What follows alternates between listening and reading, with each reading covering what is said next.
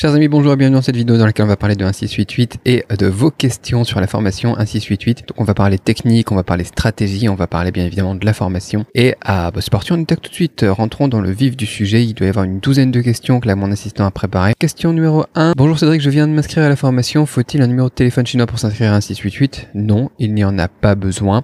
On peut s'inscrire avec un numéro de téléphone français, thaïlandais ou suisse ou n'importe quoi, il n'y aura pas de souci. À partir du moment où vous pouvez recevoir un SMS, vous pouvez même créer des numéros de téléphone pour avoir des comptes supplémentaires avec des applications comme iPlume, Suntel, Tokyo ou des trucs comme ça quoi. Ça vous permet en plus d'avoir plusieurs comptes comme on explique dans la formation, ce qui peut être pratique d'avoir un compte pour la négociation, un compte pour les achats, des comptes pour fouiller un petit peu, comme on a aussi des historiques et une intelligence artificielle aussi pour la suggestion des produits, ça peut être utile. Donc pas forcément un numéro de téléphone chinois, donc ça c'était une question de Fro. Autre question, apprends-nous comment repérer les tendances sur 1688. Oui, alors ça c'est très bien. Il faut savoir que sur 1688, on a les tendances, on a les produits du moment, on a les produits mis en avant, etc. On a toute une section dans 1688 qui vous permet de voir tout ça et de découvrir ce qui va arriver sur AliExpress, Alibaba et sur les marchés internationaux avant tout le monde. D'ailleurs, il y a même des astuces aussi que je vous donnerai dans une autre vidéo, je pense sur YouTube aussi, je vous la donnerai en plus de la formation, sur comment trouver les produits qui sont sur Amazon, parce que sur Amazon, même Amazon France, vous avez énormément de vendeurs chinois, et il y a aussi les tendances sur Douyin qui arrivent après, donc sur TikTok, on peut les retrouver facilement, je vous expliquerai ça, mais pour déjà les tendances globales du site, on a un lien tout simplement dans le navigateur sur 1688 qui vous permet d'y avoir accès. Ça s'appelle Shili, S-H-I-L-I si vous le retrouvez. Max qui nous dit « Salut Cédric, autre question si tu peux y répondre. Y a-t-il une solution pour tester ces produits pour faire du drop, c'est-à-dire acheter plusieurs produits sur 1688, les recevoir chez soi pour faire des vidéos publicitaires. En gros, comme sur AliExpress, commander son produit et attendre de le recevoir sans faire de démarches supplémentaires. Est-ce qu'on peut le faire? Oui, on peut. Sauf que sur AliExpress, généralement, tu le commanderas à l'unité. Et sur 1688, c'est un grossiste. Généralement, c'est que des grossistes et des usines. Du coup, ils ne font pas à l'unité, mais très souvent, en fait, la quantité, la MOQ est très basse et parfois, même très régulièrement, en fait, la MOQ est de 2 unités. Donc, tu fais tes quantités, tu achètes tout ça, t'envoies vers ton prestataire de 3PL des différents échantillons des différents fournisseurs. Tu fais un petit package avec tout ça et tu te l'envoies directement chez toi. Donc oui, c'est tout à fait possible et ça marche très très bien comme ça. C'est super pratique. Question de 3 petits points. Problématique de 1688, ça va être les normes car c'est destiné au marché intérieur. Alors attention, je vais insister là-dessus, c'est pas destiné que au marché intérieur. On a sur 1688 les usines chinoises, quasiment toutes les usines chinoises, donc même celles qui sont aussi sur Alibaba. C'est-à-dire que pour les normes, si vous avez une usine qui est sur Alibaba et sur 1688, elle aura aussi les normes à partir du moment où elle est sur une plateforme différente. Ça change rien, qu'elle soit sur Made in China, qu'elle soit sur Alibaba, qu'elle soit sur 1688, qu'elle soit sur DHgate ou n'importe quoi, c'est la même boîte. Donc les normes, elle les a aussi. Et après, il faut savoir qu'en fait, quand une usine a les normes ne sont pas forcément les normes pour votre produit, pour votre référence, pour vous. C'est-à-dire que dans tous les cas, en fait, il faut toujours refaire les normes. Il faut toujours refaire les certificats. Si vous les faites pas, c'est que vous faites pas bien votre travail. Et le certificat n'est pas valide parce qu'on a aussi une liste des éléments composant aussi les produits dans la norme. Et donc, si par exemple votre fournisseur il a changé le câble d'alimentation, ou bien alors il avait la norme pour une prise italienne et vous avez une prise française, peu importe, tu vois, le certificat n'est plus valide. Votre produit n'a plus la norme, n'a plus le certificat, n'a plus la certification et dans tous les cas, il faut le refaire. Donc en fait, c'est un faux problème. Ce qu'il faut connaître, c'est plutôt le process, comment aller faire ces normes, comment vérifier les équivalences entre les normes chinoises et les normes occidentales pour avoir déjà une base et savoir que, comme pour les masques, tu vois, on avait les masques N95, KN94, FFP2, tout ça, c'est des normes qui sont à peu près équivalentes. On sait que s'il a l'un, on peut aller faire le test en labo sans trop de soucis et se dire qu'on aura l'autre. C'est ce genre de choses-là qu'il faut apprendre et qui sera plus pertinent. Sinon, après, on a aussi la solution d'aller mettre les produits aux normes parce qu'on va avoir beaucoup sur 1688 des produits qui n'existent pas, qui sont pas encore présents, des usines qui sont pas présentes par exemple sur Alibaba. Et vous allez vouloir importer ce nouveau produit, avoir cet avantage d'être le leader, d'être le pionnier. Et dans ce cas-là, il faudra de toute façon aller passer les normes et mettre les produits aux normes tout simplement. Donc oui, ça a un coût, mais vous avez cet avantage concurrentiel qui est l'avantage de la nouveauté, de l'exclusivité, d'être le pionnier, etc. Et vous pourrez vous rattraper aussi après sur les marges, bien évidemment, et le volume que vous pourrez faire grâce à cela. Donc c'est pas une vraie question, je pense, les normes. On me la pose souvent. Les gens se posent beaucoup de questions là-dessus, mais c'est parce qu'en fait, ils savent pas vraiment comment ça fonctionne et ils savent pas vraiment qu'en fait, normalement, tu utilises pas la norme d'un fournisseur. On dit pas mon fournisseur, il a les normes. Non, c'est ton produit qui doit être aux normes.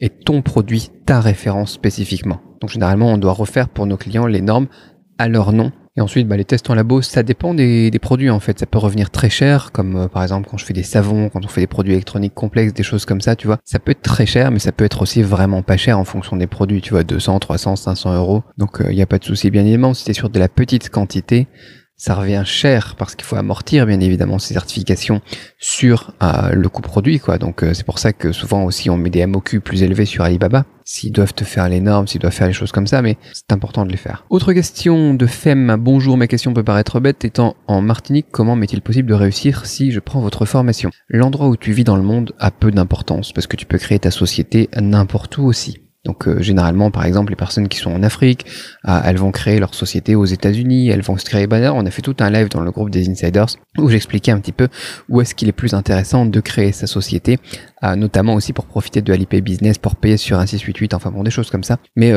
pour répondre vite fait à la question, en fait, peu importe l'endroit où tu vis en tant que personne physique, la société personne morale, eh bien, tu peux la créer partout dans le monde. Donc ce n'est pas un problème. Ce n'est pas un frein à la réussite. JJ qui nous dit: c'est vrai que je suis intéressé par ta formation en 688, mais est-ce qu'elle concerne le dropshipping? Alors c'est pas du dropshipping. Le dropshipping, c'est quand c'est le fournisseur qui envoie la commande directement au client. Nous, on achète, on fait du stock, même du stock si c'est en un jour, 2 jours, tu vois, et ensuite on envoie soit au client, soit en stock chez nous en Occident, ou en stock donc stocké en Chine, ou donc ça part en conteneur, bon peu importe. Donc c'est pas du dropshipping, c'est du flux très tendu. Ce qui nous permet d'avoir des meilleurs prix que le dropshipping, par exemple sur AliExpress, des choses comme ça, mais pas que le prix, plus de choix, plus de plein d'avantages en fait, tout en ne travaillant pas en drop et en éliminant une grande partie des intermédiaires qui sont là que pour se prendre des commissions. Donc c'est pas du drop, c'est généralement en fait ce qui va te permettre de passer du drop à un premier stock tampon en Chine, par exemple expédié depuis la Chine, pour ensuite après importer une fois que ton produit est validé, parce que tu vas pas importer quelque chose qui est pas validé, ça serait prendre des risques. Et une fois que c'est validé, là tu peux importer du stock en Occident, par exemple en France, le stocker en Belgique, en Italie, en Espagne, et livrer tes clients depuis là-bas. Tu vois, c'est l'étape numéro 2, j'ai envie de dire, juste après le dropshipping. Le drop, c'est bien pour tester des produits, j'en ai déjà parlé, mais ça a beaucoup de limites. Et c'est intéressant du coup de baisser tes prix, de augmenter tes marges, de travailler plus ton marketing, d'aller bosser mieux ton produit, de le faire évoluer, de le faire mettre aux normes, etc. Tu vois, pour passer au niveau supérieur ensuite. Autre question, combien y a-t-il d'heures de formation à peu près dans la formation, donc dans toutes tes vidéos? Je ne sais pas combien est-ce qu'il y a d'heures. On rajoute des choses quand il y en a besoin. Et l'idée, c'est pas de faire la formation la plus longue juste en parlant pour le plaisir de parler. C'est de vous donner les informations concrètes et sur lesquelles vous pouvez acter tout de suite. Mon concept, c'est de vous fournir un petit peu plus comme une carte au trésor. Tu vois, c'est un truc qui paye pas forcément de mine, qui est pas forcément super esthétique, qui a pas beaucoup de contenu, de blabla, etc. Mais qui vous mène, qui vous dit, voilà, il faut aller là, il faut faire ça. Je vous montre mon écran, je vous filme mes trucs, je vous partage mes contacts, je vous donne les adresses des entrepôts, je vous partage les transitaires et vous pouvez passer à l'action. Voilà, c'est ça le but du truc. Donc pour ça, on n'a pas besoin d'en parler pendant des heures et de parler que de la stratégie et de blablater et de paraphraser. Voilà, parfois on discute entre nous, voilà, on a les lives mensuels, on a les Q&A, voilà, si vous avez besoin de compléter, etc. Les questions-réponses, tu vois, à chaque module. Mais dans la formation en elle-même, dans le cœur de la formation, il n'y a pas beaucoup d'heures. Comment envoyer par IMS ou les airs moins cher que DHL? C'est pas vraiment une question sur la formation, mais pourquoi pas, tu passes par une société de 3PL. Non seulement, en fait, tu peux faire moins cher que DHL, IMS et compagnie, ou d'autres prestataires logistiques comme Unexpress, comme 4PX, etc. Mais tu peux aussi envoyer par DHL moins cher que DHL si tu passais par ton compte perso. Si tu passes par un 3PL, en fait, tu vas pouvoir profiter de leur prix et ils ont généralement des très bons rabais. En plus, si tu passes en DHL Express plutôt que DHL Economy Saver et compagnie, tu auras encore des meilleurs prix. C'est un tout petit peu plus long, au lieu de 4 jours, tu vas recevoir en 7 jours, mais c'est un très bon compromis. Le gars nous demande la formation, est-ce qu'elle fonctionne quand tu as un site avec beaucoup de produits? Ah bah oui, tout à fait. Oui, surtout si tu gères bien le mapping de tes produits avec ton 3PL, c'est parfait. Ou après, ou sinon tu envoies ton stock en gros, tu remplis un conteneur complet. Il n'y a pas de souci de ce côté-là. Mais si tu as beaucoup de produits, je pense que tu seras peut-être sur une stratégie testing produits, Google Shopping. Donc en stockant en Chine, ça me paraît plus pertinent. Mais bon, oui, dans tous les cas, c'est pertinent. Et de toute façon, ce que tu peux l'utiliser aussi, même si tu fais pas tous tes produits en flux tendu comme ça avec un 688, tu peux mieux négocier avec ton agent parce que tu connais la vraie valeur des choses, le vrai prix des choses. Donc c'est toujours pertinent en fait, même si tu n'achètes pas sur un 688, d'avoir cet outil à portée de main pour pouvoir bien connaître les prix des produits, etc. WW qui nous dit merci beaucoup pour l'opportunité et le partage de connaissances. À tout hasard, est-ce qu'on pourra poser des questions pendant le live? Oui, alors on a des lives mensuels, à coaching de groupe pendant lesquels vous pouvez poser des questions, et on a aussi les Q&A à chaque module, questions-réponses à chaque module dans lequel vous posez des questions et j'y réponds de manière asynchrone en rajoutant des éléments dans la formation, sous la forme d'audio tout simplement. Donc on peut poser des questions, c'est pas un truc que je vous mets et puis ensuite vous vous débrouillez avec, On progresse ensemble. The Green Tag qui dit « Bonjour Cédric, je voulais avoir ton avis concernant les fournisseurs qui nous font payer les échantillons. » Il faut payer les échantillons, ouais, il faut payer les échantillons, c'est normal. J'ai demandé à un fournisseur de m'envoyer quelques échantillons, mais rien n'y fait. Non, il faut payer les échantillons, tu payes le prix de l'échantillon, tu payes le transport, et puis c'est normal. Et puis généralement, en fait, après, ils peuvent, s'ils ont par exemple mis un peu plus cher que le coût du produit en lui-même, ils peuvent amortir le coût qu'ils t'ont mis, le surcoût qu'ils t'ont mis pour le service lors du passage de la commande, exactement comme le ferait un fournisseur sur Alibaba d'ailleurs. Borir W Donta.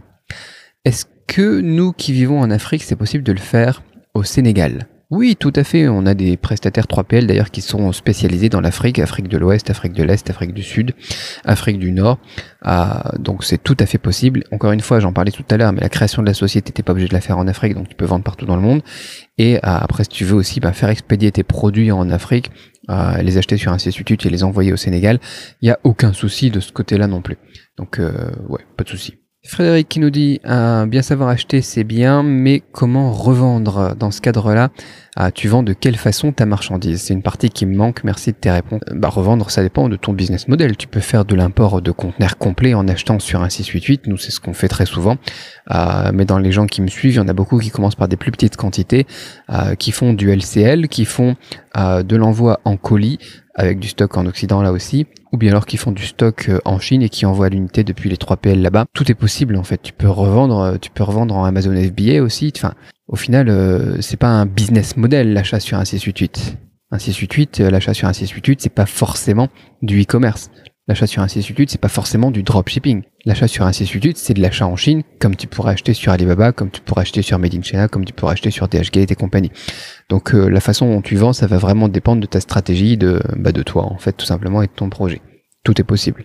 Peut-être que tu devrais te concentrer sur cette question-là avant de t'intéresser aux achats d'ailleurs. Bonjour à tous, comment traduire un 688? Comment traduire un 688? Nous on évoque plusieurs choses dans la formation, mais sinon pour les débutants qui veulent se frotter un petit peu à la plateforme, tu vas tout simplement sur Chrome, tu utilises l'extension Google Translate qui souvent d'ailleurs est déjà activée par défaut.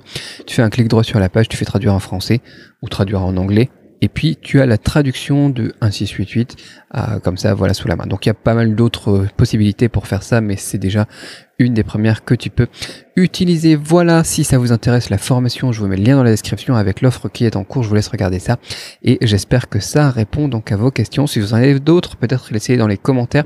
Je pense pas que je referai une autre vidéo là-dessus, mais je pourrais y répondre en tout cas dans les commentaires si les achats sur un 688 c'est quelque chose qui vous intéresse. Voilà, je vous laisse regarder tout ça et je vous dis à très vite pour une autre vidéo. Notamment, on va parler de Amazon et des tendances. Vous allez voir, ça va vous plaire. Abonnez-vous si ce n'est pas déjà fait.